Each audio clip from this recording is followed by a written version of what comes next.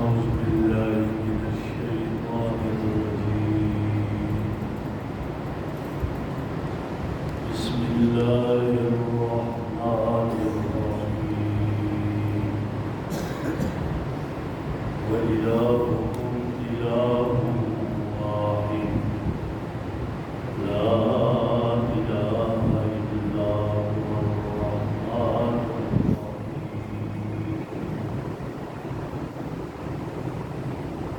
وإلهكم إله واحد، اور تمہارا معبود ایک ہی ہے.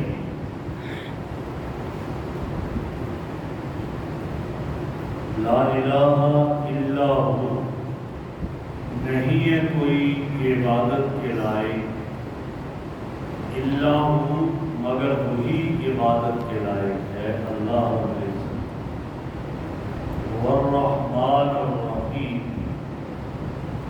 وہ رحمان ہے، بڑا مہربان ہے، الرحیم رحم کرنے والا ہے. میرے محترم بزرگوں اور دوستوں، پہلے گزرا تھا کہ وہ لوگ جنہوں نے کفر کیا اور کفر ہی پر مر گئے، ان پر اللہ کی لعنت، فرشتوں کی لعنت اور انسانوں کی لعنت ہے، اور ہمیشہ ہمیشہ وہ جہنم میں رہیں گے. ان کے لیے عذاب میں کوئی کمی نہیں. اب بتایا جا رہا ہے کہ اگر عذاب سے بچنا چاہ رہے ہو تو بس صرف ایک اللہ کی عبادت کرو. الہکم الہ واحد، تمہارا معبود، تمہارا الہ، تمہارا پالنہار، تمہارا مسجود، تمہارا حاجت روا، تمہارا مشکل کشا، ہر پریشانی میں ساتھ دینے والا وہ ایک ہی ہے. اور وہ کون ہے؟ واحد، الہ واحد، اکیلا معبود. بہت سے بنے پھرتے ہیں لیکن وہ سب جھوٹے ہیں. سچا اور اکیلا معبود صرف ایک اللہ ہے، عبادت کے لائق وہی اکیلا ہے. واحد، اس کی کوئی نظیر نہیں، اس کی ذات میں، اس کی صفات میں کوئی اس کا مددگار نہیں. وہ پارٹنر سے اور مددگاروں سے مبرہ اور منزہ ہے. وہ اکیلا ہوتا ہے. اس سے توحید کہا جاتا ہے. اور اللہ ایک ہے، اور اللہ رب العزت کی توحید کی مختلف حیثیت ہے. یعنی مختلف حیثیتوں سے اللہ رب العزت کی توحید ثابت ہوتی ہے. مثلا ایک حیثیت یہ ہے کہ کائنات میں اس کی کوئی نظیر نہیں ہے، کائنات میں اس کی کوئی شبیہ نہیں ہے، کوئی اس کا ہمسر نہیں، کوئی اس کے برابر نہیں. جب کوئی اس کے برابر نہیں، کوئی اس کا ہمسر نہیں، کوئی اس کی نظیر نہیں، کوئی اس کی مثیل نہیں ہے، تو پھر اس کا تقاضا یہ ہے کہ بس صرف اور صرف عبادت کا مستحق وہی اکیلا ہے. اسی لیے الہ واحد، اکیلا خدا ہے، کوئی اور اس کا ثانی اور ثالث نہیں. ایک حیثیت یہ بیان کی گئی کہ چونکہ وہ ایک ہے. کیوں ایک ہے؟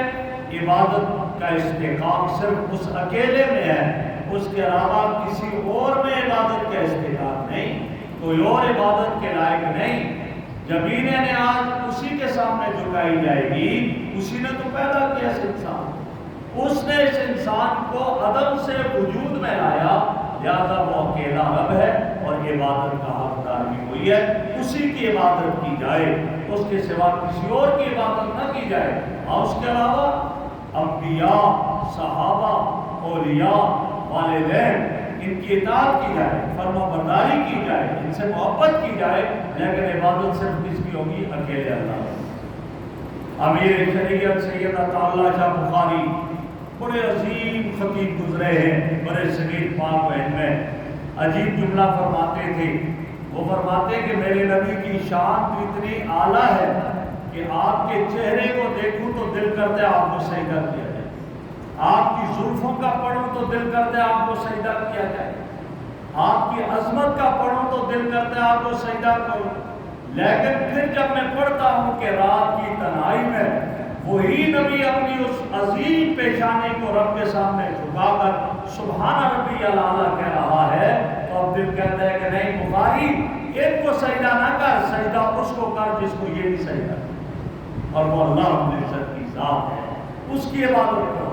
میرے نبی بعد از خدا بزرگ کوئی قصہ مختصر، اللہ کے بعد سب سے عظمت والی ذات نبی اکرم صلی اللہ علیہ وسلم کی ذات ہے، لیکن آپ بھی پوری رات اللہ کی عبادت کرتے تھے، پاؤں مبارک پر ورم پڑ جاتا تھا، کبھی کبھی حضرت عائشہ رضی اللہ تعالیٰ عنہ یہ عرض کرتی آقا پوری رات عبادت کرتے ہیں، آپ تو بخشے بخشائے ہیں، پھر کیوں؟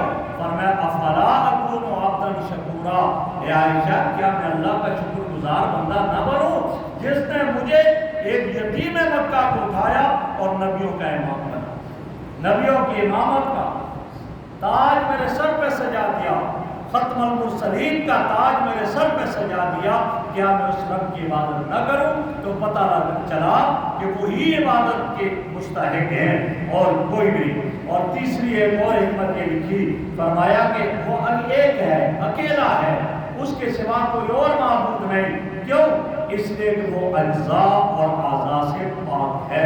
میرے اور آپ کے جو گوشت کے جز بنائے جا سکتے ہیں، یہ ہاتھ ہے، یہ پاؤں، یہ فلاں، اور میرا رب وہ جن چیزوں سے پاک مبرہ اور منزہ ہے، وہ اکیلا ہے، اس طرح کوئی نہیں ہے، لہذا وہ اکیلا الہ واحد، اکیلا معبود ہے، کوئی اور اس طرح کا نہیں ہے۔ اور ایک یہ حکمت بتائی، فرمایا وہ ایک ہے، توحید کی حیثیت یہ بتائی، وہ یہ ہے کہ وہ اپنے وجود ازلی اور ابدی میں جو ہے وہ اکیلا ہے، اس وقت تھا جب کچھ بھی نہیں تھا، اور اس وقت ہوگا جب کچھ بھی نہیں ہوگا، یہاں تک کہ کیا آیا جب سب پر موت آ جائے گی تو اس وقت اللہ یہ فرمائیں گے لمن الملک اليوم، آج کس کی بادشاہی ہے؟ کوئی بولے سب پر موت آئی، کوئی نہیں بول سکے گا، خود ہی کہیں گے للہ الواحد القہار، اکیلے اللہ کی ہے، اکیلی ذات قہار ذات ہے، صرف اسی کی بادشاہت ہے۔ فرمایا جب کوئی نہیں تھا میرا رب تھا،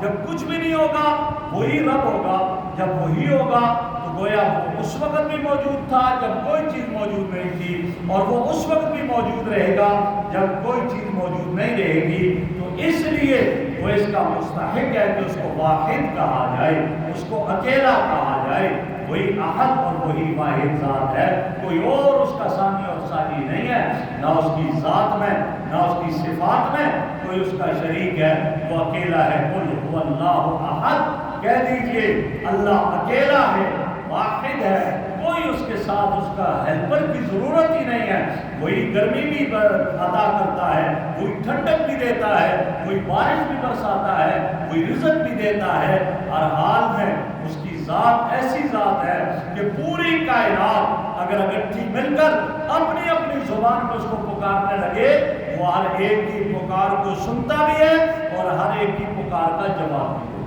وہ ایسا رب ہے۔ ہمارے یہاں تو ایک کال کرو تو دوسری پر آتا ہے جی نیٹ ورک جو ہے وہ بیزی ہے، یہ نیٹ ورک بیزی ہو جاتا ہے، نئی کال لگتی ہے، اور وہ اس کی ذات ایسی ہے کہ وہاں کوئی نیٹ ورک بیزی نہیں ہے، وہ تو جس وقت پکارو ساری قومیں اپنی اپنی زبان میں پکارے پھر بھی وہ وہاں پر ہو۔ ادھر تو آپ ملائیں کہتے ہیں انگلش کے لیے فلاں بٹن دباؤ، اردو کے لیے فلاں دباؤ، وہاں یہ نہیں ہے، وہ سب کی زبانیں جانتا ہے، سب کی سنتا ہے اور سب کو جواب دیتا ہے، وہ ایسا اللہ ہے۔ فرمایا آگے لا الہ الا ہو، اس سب کچھ کا تقاضا یہ ہے کہ اس کے سوا کوئی عبادت کے لائق نہیں، وہی اکیلی ذات ہے جس کی عبادت کی جائے۔ الرحمن الرحیم، وہ مہربان ہے، رحمان ہے، رحیم رحم کرنے والا ہے۔ حضرت مولانا شاہ عبدالعزیز محدث دہلوی رحمہ اللہ وہ یہ فرماتے ہیں کہ رحمان اس سے کہا جاتا ہے جو بغیر مانگے عطا کرے، وہ رحمان ہے، بن مانگے عطا کرے، وہ رحمان ہے۔ ہم جب چھوٹے بچے تھے ابھی بالکل ماں کی شکم سے آئے، ناک بھی ہے، آنکھیں بھی ہے، ہاتھ بھی ہے، پاؤں بھی ہے، زبان بھی ہے، مانگا نہیں ہے، جانتے ہی نہیں تھے ناک کیا ہوتی ہے، زبانیں کیا ہوتی ہیں اور پاؤں کیا ہے، ہاتھ کیا ہوتے ہیں، نہیں پتا تھا، اس نے بن مانگے یہ ساری چیزیں۔ بن مانگے عطا کیا، چل رہے ہیں چلنے لگا بن مانگے عطا کیا۔ تو فرمایا رحمان وہ ہے جو بغیر مانگے دے دے، اپنے پاس سے دے دے، اور رحیم وہ ذات ہے مانگنے پر دے۔ بڑے ہوئے تو اللہ سے مانگتے ہیں، کئی تسبیح 500 کی تسبیح لے کر بیٹھا ہوتا ہے کہ یا اللہ نوکری مل جائے نوکری مل جائے۔ اب جب نوکری ملتی ہے وہ مان لیتا ہے، دعا کرتا ہے وہ قبول کر لیتا ہے، نوکری ملتی ہے پھر اگرچہ نمازیں 5 ہی شام کو آ کر پڑھنے لگتا ہے۔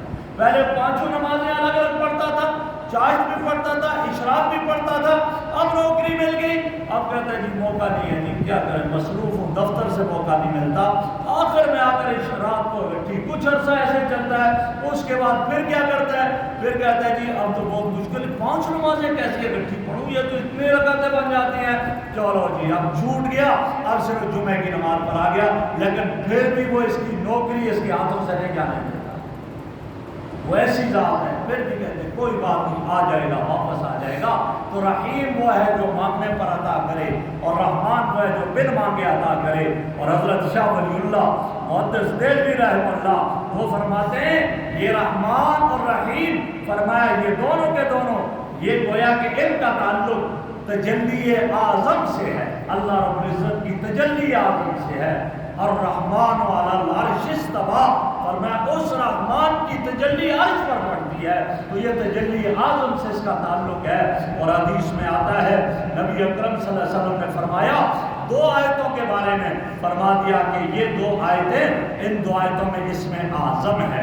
ایک یہ آیت ہے یہ وَإِلَٰهُكُمْ إِلَٰهٌ وَاحِدٌ لَا إِلَٰهَ إِلَّا هُوَ الرحمن الرحیم، ایک یہ آیت۔ اور دوسری آیت فرمایا الف لام میم اللہ لا الہ الا والحی القیوم، یہ 2 آیتیں ہیں، فرمایا ان میں اسم اعظم ہے، اللہ رب العزت کا وہ مبارک نام ان میں ہے، وہ اسم ہے کہ جس کی خاصیت یہ رکھی ہے کہ جب اس نام کے ساتھ اللہ کو پکارا جائے وہ اپنے بندوں کی دعا کو سنتا بھی ہے اور قبول بھی کرتا ہے، ان کی دعا کو وہ سنتا بھی ہے قبول بھی کرتا ہے۔ اس لیے جب ہم دعا کریں تو ان میں ان آیتوں کو پڑھا کریں، اللہ رب العزت کا اسم اعظم اس میں ہے، اور جب اسم اعظم ہے تو اس سے قبول ہوتی ہے دعا وَإِلَٰهُكُمْ إِلَٰهٌ وَاحِدٌ لَا إِلَٰهَ إِلَّا هُوَ الرحمن الرحیم، یہ ہے۔ اور دوسری الف لام میم اللہ لا الہ الا والحی القیوم۔ اس لیے میرے بھائیوں اللہ سے استغنا نہیں اختیار کرنا چاہیے، اللہ کی طرف متوجہ ہونا چاہیے، اللہ سے مانگنا چاہیے، اور جب اللہ سے مانگے گا میرا رب اس بندے کے دامن کو خالی نہیں چھوڑے گا۔ باقیوں سے مانگتے ہو اس کے بعد رسوائی ہوتی ہے، نہ دیا رسوائی ہے، چلا گیا، لیکن اللہ کی ذات وہ ذات ہے جس سے مانگو گے مانگنے کے بعد رسوائی نہیں ہوگی، یا تو وہ تمہاری دعا اسی وقت قبول کر لے گا اور تمہیں دے دے گا جو چاہتے ہو، اور اگر تمہارے لیے وہ اچھی نہیں ہے وہ بات تو وہ کیا کرے گا، وہ اس کا نعم البدل کوئی اور چیز دے دے گا، اور اگر یہ بھی بہتر نہیں ہے تو تمہاری دعا وہ تمہارے لیے ذخیرہ ہوگی، کل قیامت کے دن تمہارے نام اعمال میں نیکیاں رکھی جائیں گی، اس وقت یہ انسان پوچھے گا یا اللہ یہ نیکی کہاں سے آئی، تو جواب ملے گا میرے بندے وہ دعا تو نے کی تھی جو اس کا قبول کرنا تیرے حق میں مناسب نہیں تھا، اور پھر میں نے یہ رکھ لی، میں نے کہا تھا کہ تجھے وہاں کام آئے، اس وقت جب تو نیکیوں کے لیے ترسے گا تجھے ملے، تو آج یہ تجھے مل رہی ہے، اس وقت یہ کہے گا کاش میری دنیا کی کوئی دعا قبول نہ ہوئی ہوتی اور آج مجھے یہاں نیکیاں ملتی تو کتنا اچھا ہوتا۔ یہ وہاں اس دعا کا سرپرائز اس کو وہاں دیا جائے گا۔ تو اس لیے میرے بھائیوں ہمیں اپنے رب کی طرف ہمیشہ متوجہ رہنا چاہیے، اسی کی عبادت اسی سے مانگیں گے تو انشاءاللہ وہ عطا کرے گا۔ اللہ ہمیں عمل کی توفیق عطا۔ الحمدللہ رب العالمین والعاقبۃ للمتقین والصلاۃ والسلام علی رسول محمد وعلى آله سبحانك اللهم وبحمدك نشهد أن لا إله إلا أنت نستغفرك ونتوب إليك نستغفرك ونتوب إليك صلى الله تعالى على خلقه سيدنا ومولانا محمد وعلى آله وأصحابه وآل بيته أجمعين